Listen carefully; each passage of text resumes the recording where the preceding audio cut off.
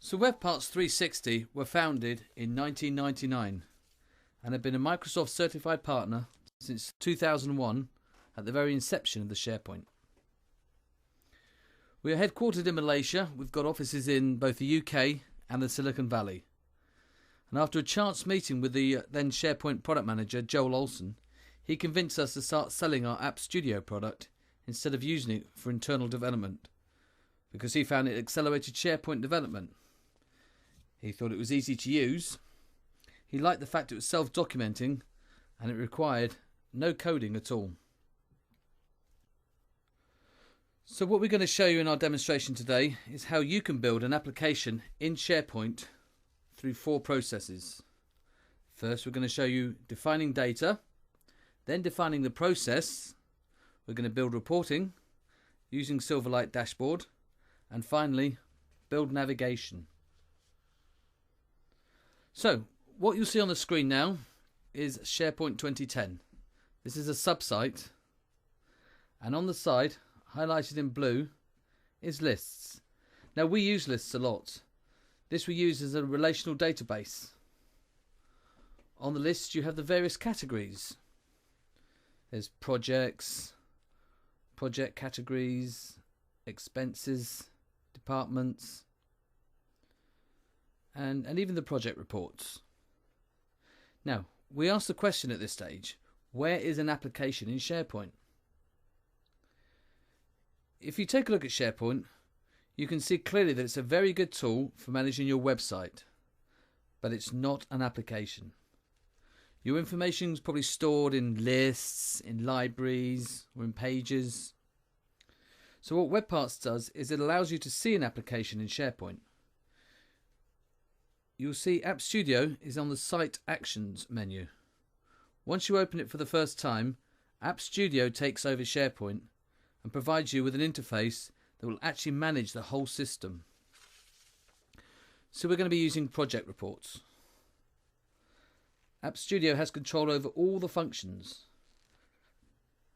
and it allows you to access all the data that's held on the SQL database. So you can also check in and check out, and there's other features that you might require as well. So we're going to keep it simple, and we'll go with what we have on screen to create this profile. And now AppStudio has control of SharePoint. So the first step is defining our data. Now we have the data already built into SharePoint to save us time.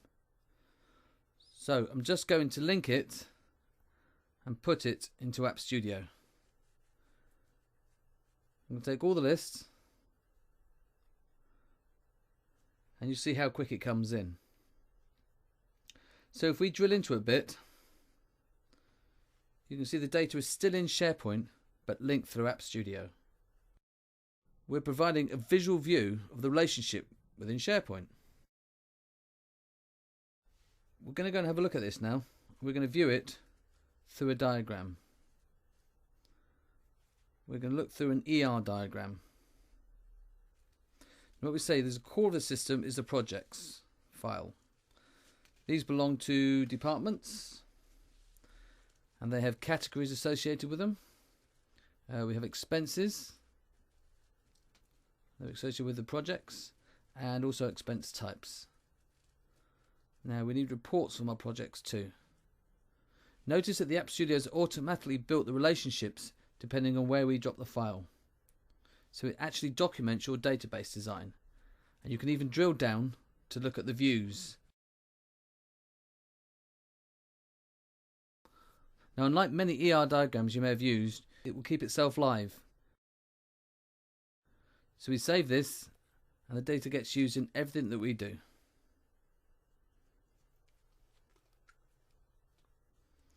So now we've got the data, we'll start to define the process, and I'll create an easy application which is a workflow for my expenses.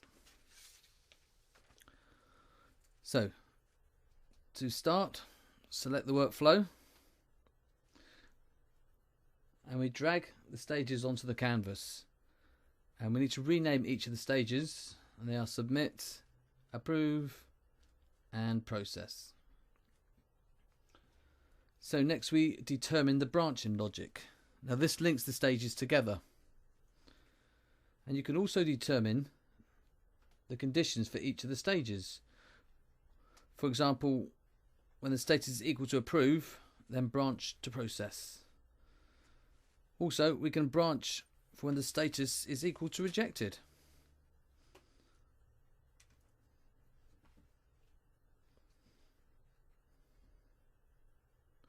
So this will set up the branching logic for the system.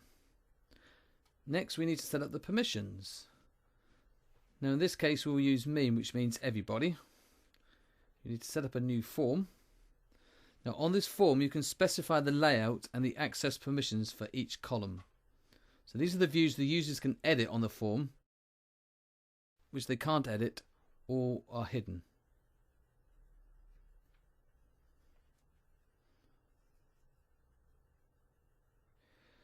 We also need to do the same on the approval form. Now we can specify permissions for others, continue to use myself. Now during the approval stage we'll lock all the fields that we used previously, and we're only going to enable the status and remarks view. We can set the defaults for who is approving this, it is me, and also the date, in this case today.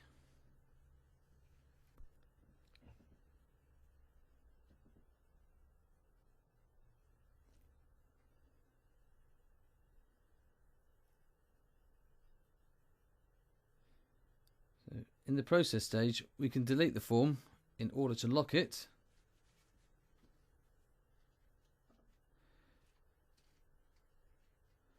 Right, save this and we're actually ready to go.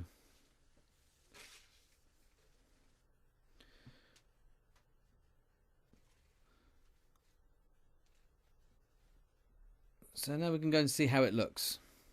So I'll take my expenses. The system will compile the form for the first time, and as it's a new form, you're going to note that the areas that I'm allowed to edit are available. Now, I will say I have an operation expense. It's travel to Singapore.